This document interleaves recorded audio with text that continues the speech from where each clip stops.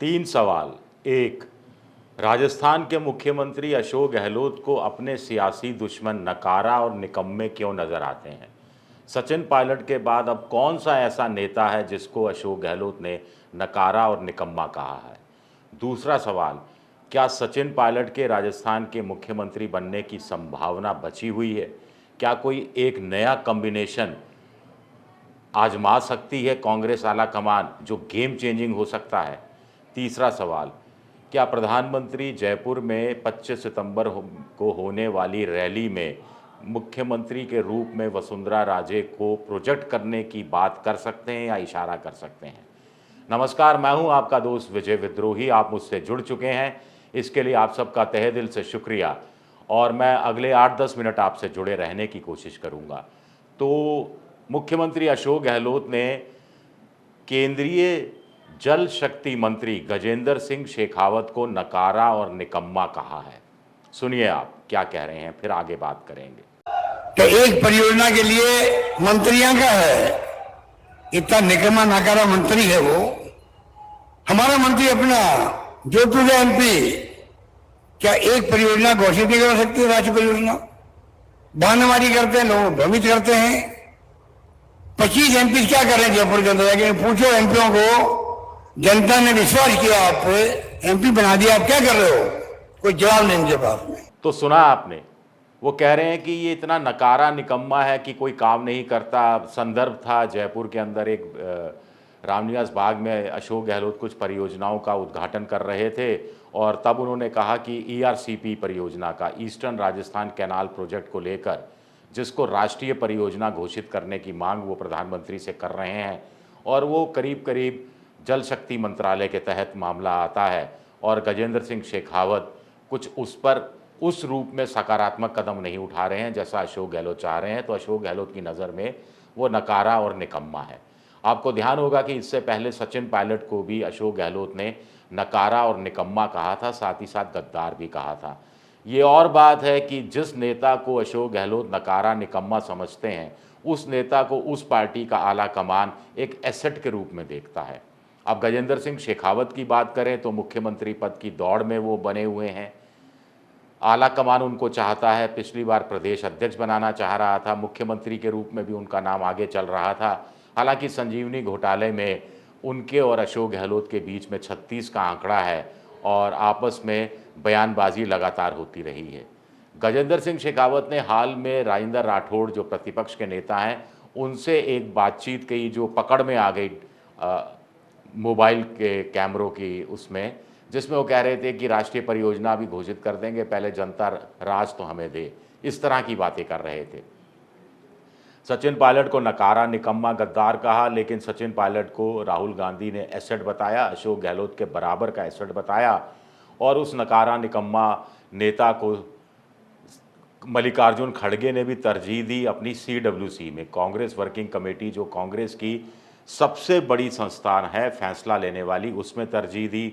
गौरव गोगोई के निर्देश की अध्यक्षता में इलेक्शन कैंपेन कमेटी बनी तो उसमें भी सचिन पायलट को तरजीह दी गई, बाकी जगह भी तरजीह दी गई। तो अशोक गहलोत इस तरह की नकारात्मक राजनीति कर रहे हैं या आक्रामक राजनीति कर रहे हैं, खास तौर से जल शक्ति मंत्री गजेंद्र सिंह शेखावत को लेकर, या व्यक्तिगत किस्म की पारिवारिक राजनीति है क्योंकि उनके बेटे वैभव गहलोत पिछली बार लोकसभा चुनाव जोधपुर में से लड़े थे और गजेंद्र सिंह शेखावत ने ही उन्हें हरा दिया था।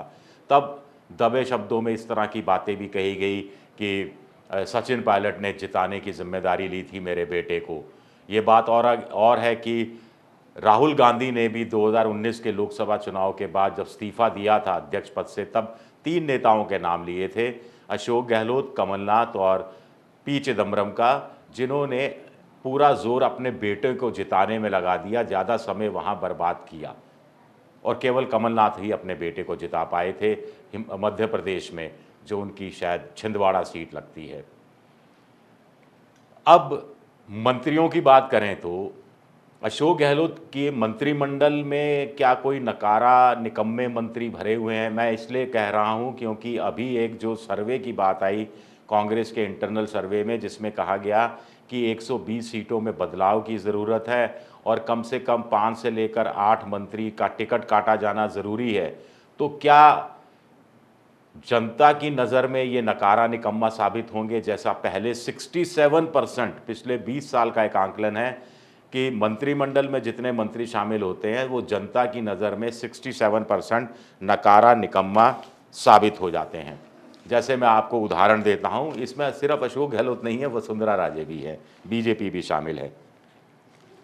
2003 में अशोक गहलोत सरकार के 19 मंत्री चुनाव हार गए थे, जनता की नज़र में नकारा निकम्मा साबित हुए। 200 की विधानसभा है, आपको याद दिला दूं, 15% से ज़्यादा मंत्री नहीं हो सकते, तो 200 का 15% हुआ 30, इसमें मुख्यमंत्री शामिल है, यानी 29 से ज़्यादा मंत्री नहीं हो सकते। और पूरा मंत्रिमंडल भरा हो ये भी ज़रूरी नहीं होता। खैर, 2003 में अशोक गहलोत की सरकार में 19 ऐसे मंत्री थे जो जनता की नज़र में नकारा निकम्मा निकले।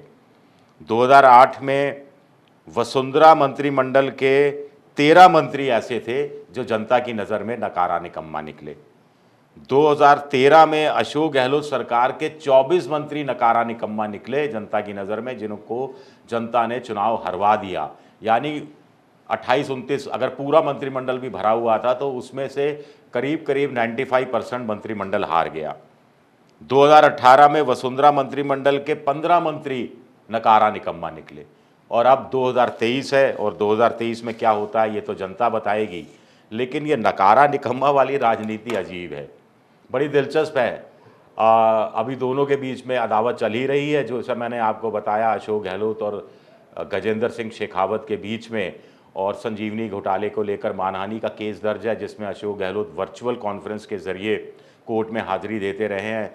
कुछ मुक्ति चाहते थे, कई रिलीफ चाहते थे इसी मसले से जुड़े हुए एक छोटे मसले को लेकर, जिसमें उनको रिलीफ भी नहीं मिली। तो क्या ये उस हताशा का परिणाम है, या फिर अशोक गहलोत को लगता है कि विधानसभा चुनाव में जोधपुर के अंदर कांग्रेस उतना अच्छा प्रदर्शन नहीं कर पाएगी जैसा कि उम्मीद की जा रही है, और अगर ऐसा हुआ तो गजेंद्र सिंह शेखावत सारा श्रेय ले जाएंगे? हालांकि उनके पक्ष में एक बात रही कि सूर्यकांता व्यास, जो 85 साल की बीजेपी की बड़ी बुजुर्ग महिला नेता हैं, अनुभवी महिला नेता हैं, उन्होंने हाल ही में अशोक गहलोत की तारीफ़ की। 89 साल के कैलाश मेघवाल ने भी अशोक गहलोत की तारीफ़ की। और कुल मिलाकर लेकिन ये कहानी कहाँ जाती हुई दिख रही है, ये अपने आप में दिलचस्प सवाल उठता है। फिर नकारा निकम्मा कहने से आप क्या हासिल करना चाहते हैं? अशोक गहलोत जी से मैं पूछना चाहता हूँ, आपकी नज़र में जो नकारा निकम्मा है उसको फिर आपको इम्पोर्टेंस देने की ज़रूरत क्या है? उसको तरजीह देने की ज़रूरत क्या है? उसका नाम अपने होठों से लेने की ज़रूरत क्या है? यानी आपकी नज़र में नकारा निकम्मा जो लोग हैं वो कुछ ना कुछ तो ऐसा रखते हैं जिससे कि वो आपको चुनौती देते हुए प्रतीत होते हैं, या आपकी राह में रुकावट डालने वाले प्रतीत होते हैं, या फिर आपकी राजनीति को प्रभावित करने वाले होते हैं। तो कुछ ना कुछ तो है, और फिर जनता में इसका क्या रिएक्शन जाएगा? अशोक गहलोत ऐसी चीज़ों के लिए जाने नहीं जाते। सहानुभूति भी सचिन पायलट की तरफ हो गई थी जब उन्होंने नकारा निकम्मा कहा, फिर गद्दार कहा, और शायद ये शब्द जो अशोक गहलोत ने नहीं इस्तेमाल किए होते सचिन पायलट के खिलाफ, तो सचिन पायलट, प्रियंका गांधी, राहुल गांधी और सोनिया गांधी की सहानुभूति भी उस रूप में हासिल शायद नहीं कर पाते, कुछ लोगों का कहना है। तो अशोक गहलोत क्या इतने राजनीति के जादूगर, इतने पारंगत बताए जाते हैं, तो क्या वो कहीं ना कहीं संयम छोड़ते हुए नज़र आ रहे हैं? हाल ही में देखा था कि वे 1-2 बैठकें हुई चुनाव समितियों को लेकर, उसमें भी एक आध मंत्रियों पर बरस पड़े। एक मंत्री से कह दिया कि तुम मुझे राजनीति समझाओगे क्या, और कहाँ क्या घोषणा करनी है मैं जानता हूँ। एक नेता से कह दिया कि अपने साले के लिए टिकट मांगना छोड़ दो और कुछ पार्टी के लिए काम करो। एक और नेता के लिए कह दिया कि कब बयान देते हुए बदल जाते हो, कब क्या बोल जाते हो, समझ में नहीं आता। तो ये डांट डपट का सिलसिला अशोक गहलोत की तरफ से एक नई चीज़ है। हो सकता है पहले भी रहा हो, पहले हम लोगों को जानकारी नहीं हासिल होती हो, अब अंदर की बातें शायद ज़्यादा छनकर सामने आ रही हैं। पार्टी में अंदरूनी पारदर्शिता, अंदरूनी लोकतंत्र का ये नतीजा है, ये भी हो सकता है। लेकिन इस तरह की राजनीति अशोक गहलोत को करने की ज़रूरत नहीं है। अगर उनको लगता है कि सोशल सेक्टर की जो उनकी परियोजनाएं हैं, योजनाएं हैं, उसके ज़रिए वो कमाल दिखा सकते हैं, तो फिर ये नकारा निकम्मा कहने की क्या ज़रूरत है। ईआरसीपी का मसला है, ईस्टर्न राजस्थान कैनाल प्रोजेक्ट, जिसको लेकर जिस संदर्भ में उन्होंने गजेंद्र सिंह शेखावत को नकारा निकम्मा कहा, लेकिन इसमें तो आप एक नकारा निकम्मा मंत्री को नकारा निकम्मा ही रहने दो, उसके अंदर क्यों जगा रहे हो राजनीति। कल को राष्ट्रीय परियोजना घोषित हो गई या मोदी जी ने 25 सितंबर को ही कर दी, तो फिर अशोक गहलोत के हाथ में बहुत बड़ा हथियार है, वो थोड़ा आधा उसकी धार कुंद हो जाएगी, पूरी नहीं कुंद होगी, आधी आधी तो कुंद हो ही जाएगी। तो ये मौका आप क्यों दे रहे हैं। 83 विधानसभा सीटें हैं ईआरसी में जो 12-13 ज़िले आते हैं, जिसमें से 50 सीटें राष्ट्रीय लोकदल के साथ मिलकर बीजेपी ने, कांग्रेस ने जीती थी, अशोक गहलोत की पार्टी ने जीती थी। 25 सीटें बीजेपी को मिली थी और वहाँ पर मीणा गुजर बेल्ट के अंदर सचिन पायलट का जादू भी काम किया था। तो कायदा तो ये रहना चाहिए कि इन 80-82 सीटों पर कंसंट्रेट करे अशोक गहलोत और ईआरसीपी का मुद्दा ही बना रहे। राष्ट्रीय परियोजना घोषित करने के लिए एक तरह से वो मजबूर नहीं करे, बस जनता के बीच में जाएं और नकारा निकम्मा शब्दों से परहेज करें, तो शायद उनको राजनीतिक लाभ इसका ज़्यादा मिल सकता है। चलते चलते बात करें, कुछ सड़क पर चलते चलते कई बार लोग मिल जाते हैं।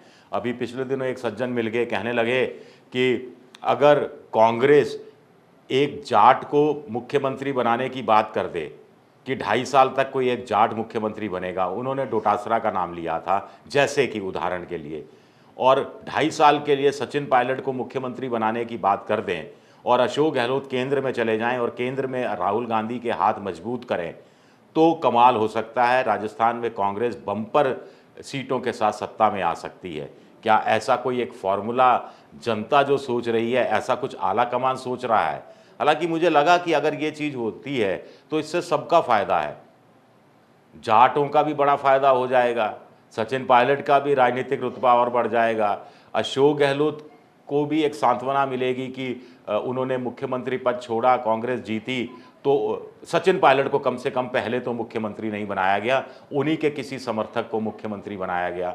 फिर वो केंद्र में राजनीति करने की बात वो कह ही चुके। हाल ही में उन्होंने अफसोस भी व्यक्त किया था कि उनको राष्ट्रीय अध्यक्ष का पद छोड़ना नहीं चाहिए था, जो ऑफर मिला था वो छोड़ना नहीं चाहिए था, और मुख्यमंत्री से 1000 गुना बड़ा वो पद है। तो अब अशोक गहलोत 3 बार मुख्यमंत्री बन गए और ऐसे में उनको खुद के लिए अच्छा होगा कि अगर वो राष्ट्रीय राजनीति करते हैं और बदले में उनके बेटे वैभव गहलोत को जो जाट गुजर कम्बिनेशन होगा उनके पीछे से आएगा, जैसा कि एक नेता कह रहे थे, तो वो उनको स्थापित कर देंगे, बेटा भी स्थापित हो जाएगा। और सबसे बड़ी बात है कि कांग्रेस मजबूती के साथ राजस्थान में दोबारा में सत्ता में आ जाएगी, ऐसी संभावना व्यक्त की जा रही है। लेकिन क्या वसुंधरा के लिए भी ये संभावना व्यक्त की जा सकती है? क्या 25 सितंबर को मोदी जब जयपुर में रैली करेंगे तो महिला आरक्षण की खुशी में एक बड़ा गिफ्ट दे सकते हैं वसुंधरा राजे को? मुख्यमंत्री का चेहरा घोषित करने की बात तो वो नहीं करेंगे सीधा सीधा, इतना बड़ा यू टर्न करना उनके लिए मुश्किल होगा, लेकिन क्या कोई इशारा कर सकते हैं? कुछ लोग कह रहे हैं कर सकते हैं, कुछ लोग कह रहे हैं नहीं, वसुंधरा का चैप्टर क्लोज हो चुका है। आला कमान को लगता है कि विद और विदाउट वसुंधरा बीजेपी हर हाल में राजस्थान में चुनाव जीत रही है, लिहाजा ये फाइल जो बंद हुई है ये फाइल बंद ही रहेगी। या कुछ लोग कह रहे हैं कि कांग्रेस तेज़ी से ग्राउंड कवर करती जा रही है। अब ऐसा नहीं है कि फॉर्च्यूनर में विधायक आ जाएंगे, इतने विधायक जीतेंगे कांग्रेस के, तो ये जीत की संभावनाएं बीजेपी की ज़्यादा हैं आज की तारीख में, ऐसा बीजेपी आला कमान को लगता है। लेकिन इन संभावनाओं को अगर पुख्ता और ज़्यादा करना चाहते हैं नरेंद्र मोदी, तो उनके लिए बेहतर होगा कि सीएम का चेहरे के रूप में वसुंधरा को घोषित कर दें। हालांकि इसके राजनीतिक जोखिम अलग हैं कि कुछ लोग कह रहे हैं कि मुख्यमंत्री पद की दौड़ में जो अन्य नेता शामिल हैं उनका उत्साह टूट जाएगा, वहाँ पर गुटबाजी और खेमेबाजी शुरू हो जाएगी, तमाम चीज़ें लोग कह रहे हैं। इस पर विस्तार से आगे बात करेंगे। शुक्रिया मेरा ये वीडियो देखने के लिए। पसंद आए तो लाइक कीजिए, सब्सक्राइब कीजिए, शेयर कीजिए, और ये जो घंटी जैसी आकृति है बेल आइकन, इसे दबा दीजिए ताकि नया वीडियो आए तो तत्काल आपको जानकारी मिल जाए। मेरा ट्विटर हैंडल है विद्रोही7, विजय विद्रोही 7 के नाम से इंस्टाग्राम पर हूँ, और फेसबुक पर मेरा पेज है विजय विद्रोही पेज। शुक्रिया, बहुत बहुत शुक्रिया।